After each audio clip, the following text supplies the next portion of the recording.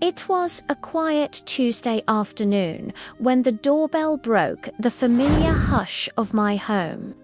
The kettle humming softly on the stove while I folded a dish towel between my hands, and when I opened the door to find Greg, my son-in-law, whom I hadn't seen alone in months, standing there with a gentle smile and a bakery bag held awkwardly. In one hand, something warm stirred in the silence that followed. I let him in, the faint scent of cinnamon drifting in with him as he settled into the stool by the counter, commenting on the warmth of the kitchen while I poured tea and tried not to feel the weight of his quiet, steady presence, watching me move through a space he'd only ever seen during loud family gatherings. Not moments like this, where every sound felt softer and every breath felt a little too meaningful. As we talked about Michelle, my daughter, his wife who had taken some space to reconnect with her birth mother, I sensed the mixture of uncertainty and hope in his voice, and though I didn't pry, I felt a tug of tenderness for them both. But knowing how life's turns sometimes ask more of us than we were ready to give, he complimented the house, said it always felt like a real home, and when he said I had raised a kind, strong woman, I felt memories settle gently around us like dust in sunlight. We talked about choices, about life unfolding in ways none of us planned.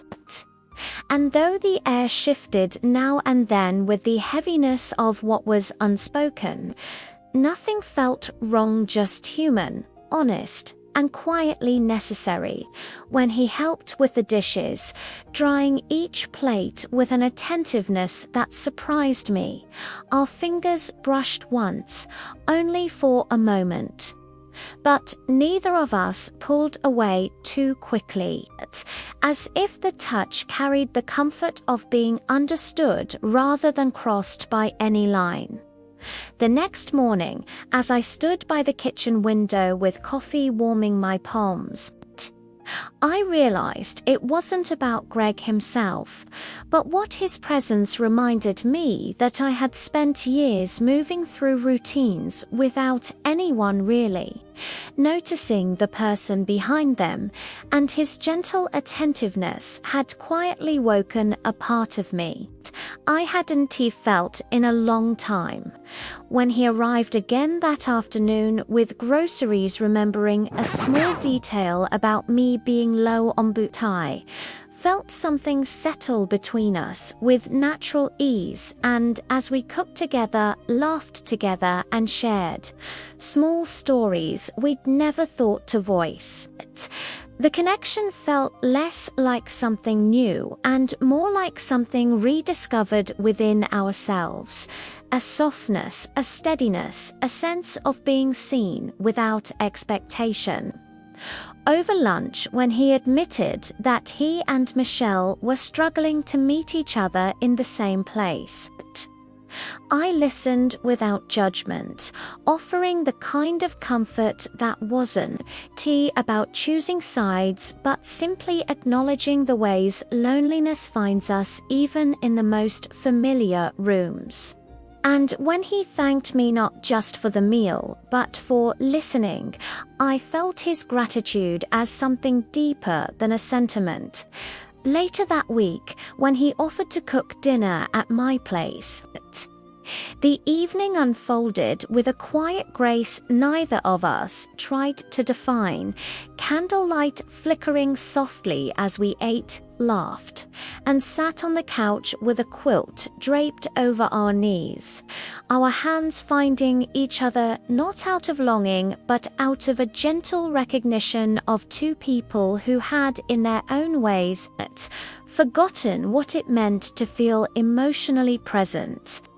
When he asked if anyone had made me feel like I mattered just for being myself, I answered honestly, not for a long time, and the silence that followed wrapped around us like a warm blanket rather than a boundary crossed.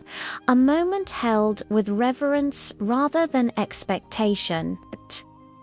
In the days that passed, the house felt fuller. Not because he was there, but because I was noticing myself again, moving through rooms with a renewed sense of breadth and belonging.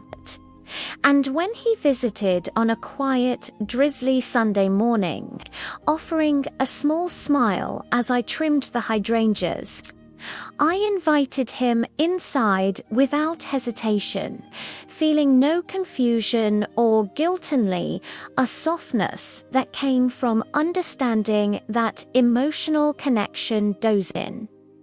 Tea always arrive with clear definitions, but with sincerity, presence, and respect. Over tea, he confessed the loneliness sitting between him and Michelle, not with blame, but with humility. And when he said he wanted to be where he felt real, I didn't hear a request, I heard a truth, one spoken by a man trying to navigate the emotional weight of his life with integrity. I didn't make promises, and neither did he.